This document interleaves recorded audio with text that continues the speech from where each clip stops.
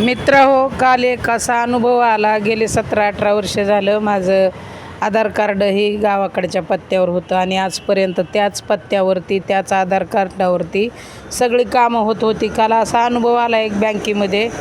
आधार कार्डावर नाव माझं थोडंसं वेगळं आहे आणि बँकेमध्ये वेगळं आहे. तर ते नाव मला थोडं कामासाठी माझ्या आधार कार्डावरलं बँकेमध्ये नाव टाकायचं होतं.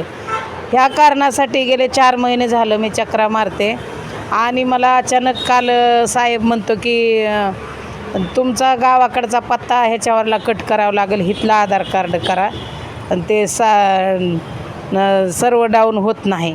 आता ह्याला काय करायचं? खरोखरच आता ह्या अशा जर गोष्टी घडत असतील का महाराष्ट्राच्या बाहेर राहतो का, पाकिस्तानामधून आणलं का, आलो का आम्ही, का पाकिस्तानचा पत्ता आहे ह्याच्यावरती आजपर्यंत चाललं गेले 17-18 वर्षे. रोज जर एक नियम बदलत असेल तर नागरिकांनी, सामान्य माणसाने